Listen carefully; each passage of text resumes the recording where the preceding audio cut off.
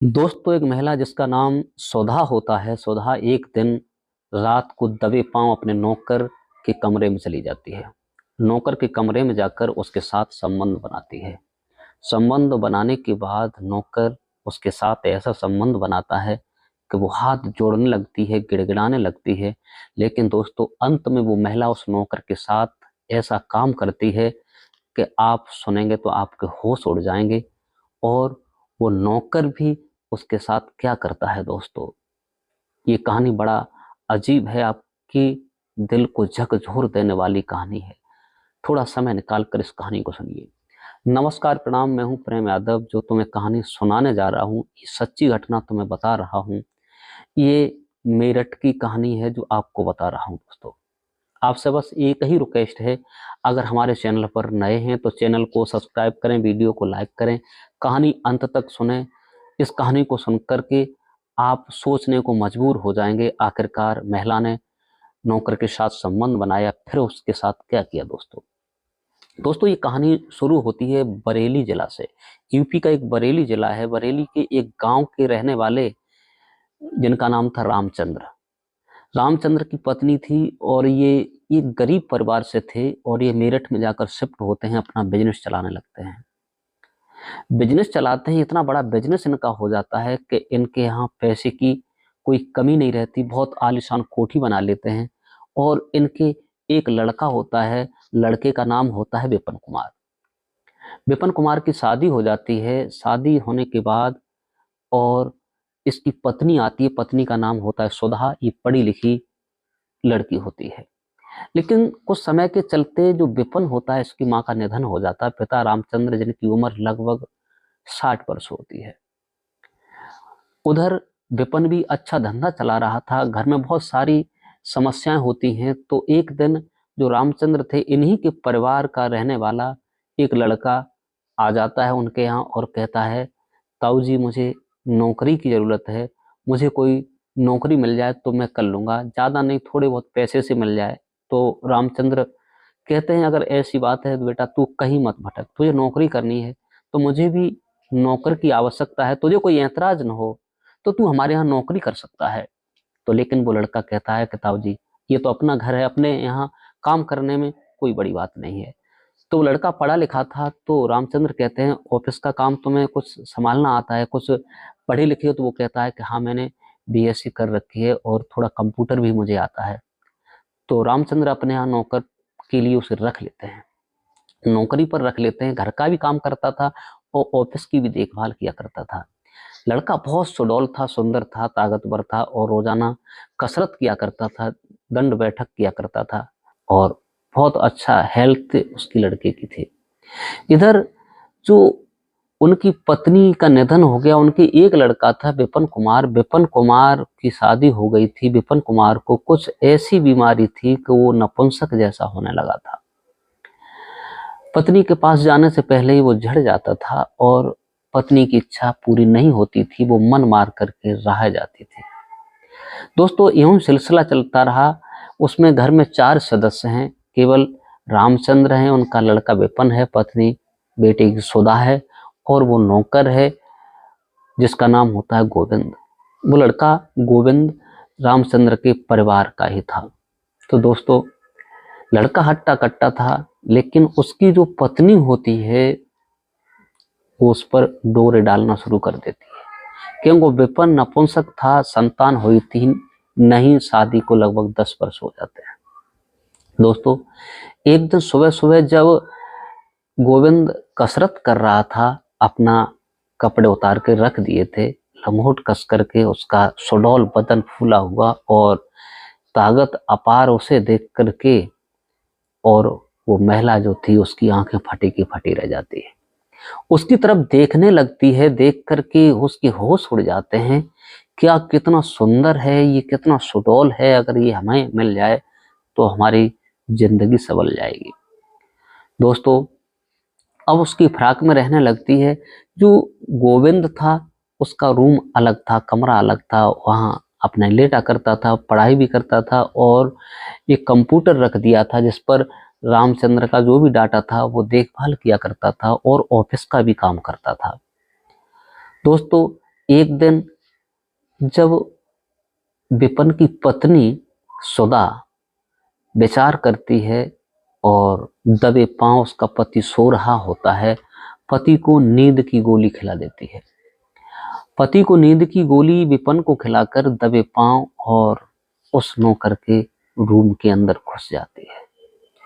नौकर अपना कम्बल ओढ़े सो रहा था और जैसे कम्बल को उठाती है तैसे ही वो लड़का जग जाता है, देखता है और कहता है भाभी आप। तभी वो कहती है चुप रहो, कोई बात नहीं, क्योंकि रामचंद्र अलग सोते थे। उसके साथ वो घुस जाती है, उससे छेड़खानी करती है, यहाँ वहां टटोलती है, लेकिन वो भी लड़का जवान था और वो उसकी पत्नी कहती है कि मैं तुमसे एक बात कहना चाहती हूँ, तुम्हारा जो भाई लगता है ये नपुंसक है, मेरी इच्छा पूरी नहीं कर पाता है, 10 वर्ष हो गए शादी को, मेरे कोई संतान नहीं है। दोस्तों इसके बाद उस लड़का के साथ वो संबंध बना लेती है। संबंध जब बनाती है, बनाने के बाद लड़का जो था उसने कभी भी किसी महिला के साथ संबंध नहीं बनाया था, तो उसके साथ 2-3 बार संबंध बनाता है। जो महिला होती है उसे सुख प्राप्त होता है, अंत में हाथ जोड़ने लगती है कि आज छोड़ दो, आज मत करो, कल कर लेना। दोस्तों वो लड़का छोड़ देता है। इनका सिलसिला यूं ही चलता रहता है। दोस्तों उसके बाद में जो उसकी पत्नी होती है एक दिन गोविंद से कहती है, गोविंद मेरा पति तो बिल्कुल ही नपुंसक है, ये तो कभी कभी 2 साल हो जाते हैं, मेरी इच्छा ही नहीं पूरी कर पाता। उसने विचार किया ये तुम्हारा भाई लगता है, इसे सदा सदा के लिए जिंदगी से निकाल दिया जाए, हम और आप ऐश और आराम से रहते रहेंगे। दोस्तों लेकिन गोविंद कहता है कि ऐसा मत करो, क्योंकि शिकार करना है तो पर्दे के अंदर से ही शिकार होता रहेगा। बोले इस नपुंसक है, इसकी संतान नहीं हो सकती है। दोस्तों इसके बाद जो भी होता है बहुत भयानक होता है। वो महिला अपने नौकर के साथ मिलकर उसे आश्वासन देती है कि जब जो भी संपत्ति है, करोड़ों रुपए की संपत्ति है, बुढ़ा आज नहीं तो 4 महीने बाद, 6 साल बाद मर जाएगा, ये सब कुछ हमारा और आपका हो जाएगा। दोस्तों गोविंद भी लालच में आ जाता है। लालच में आने के बाद दोस्तों दोनों ही मिलकर के और उसे कुछ ऐसा पदार्थ देते हैं कि 2-3 दिन के अंदर उसकी डेथ हो जाती है, उसकी मौत हो जाती है।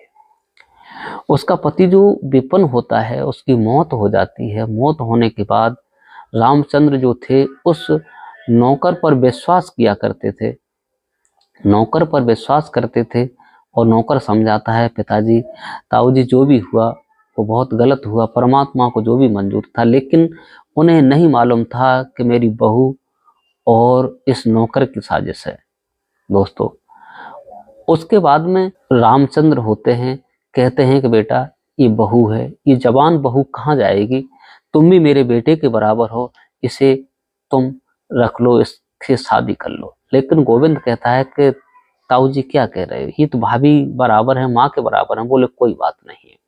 दोस्तों इस बात को तो वो चाहता ही था, तो उन दोनों की शादी करवा दी जाती है। दोस्तों शादी करवाने के बाद होता ऐसा है कि धीरे धीरे सिलसिला यूं ही चलता रहता है। कहते हैं कि आज जो तुम्हें चाहती है कल वो दूसरे को भी चाहने लगेगी। कुछ समय के बाद 2 साल बाद रामचंद्र की मौत हो जाती है।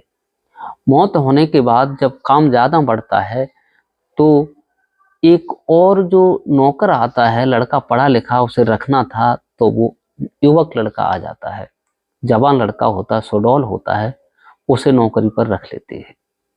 दोस्तों कुछ समय के बाद जब उस गोविंद को भी इग्नोर करने लगती है, उस लड़के पर डोरे डालने लगती है और उस लड़के से समय चलते वो मोहब्बत कर लेती है। मोहब्बत करने के बाद जो गोविंद होता है, गोविंद को एक दिन वो मौत के घाट उतार देती है। खुद ही गला दबाकर कुछ नशीला पदार्थ खवाकर उसकी मौत कर देती है और उसकी डेड बॉडी का भी पता नहीं चलने देती क्या हुआ।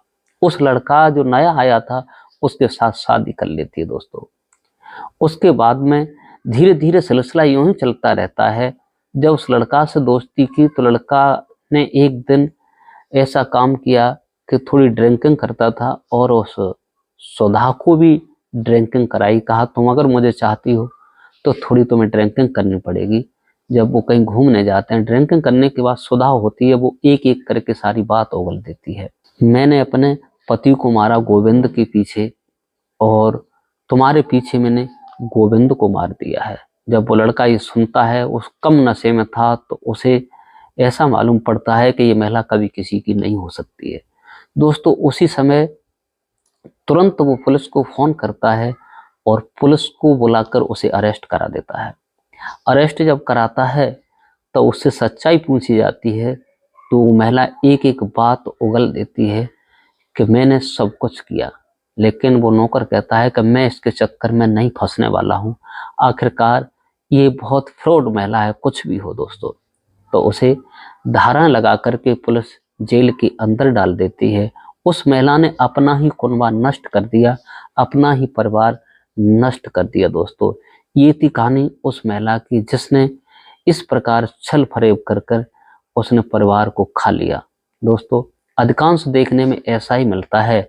इस कहानी को सुनाकर आप लोगों को परेशान करना नहीं है, दिल दुखाना नहीं, केवल आप लोगों को जागरूक और सचेत करने का मतलब है, क्योंकि नौकर भी छुपे चोरी आपके घर में चोट करते रहते हैं। दोस्तों हमेशा होशियार रहना चाहिए, हमेशा सतर्क रहना चाहिए, ताकि अपना घर अपना परिवार न बिगड़ने पाए। आज के लिए बस इतना ही। नमस्कार, जय हिंद, जय भारत। मिलते हैं किसी दूसरे वीडियो के साथ।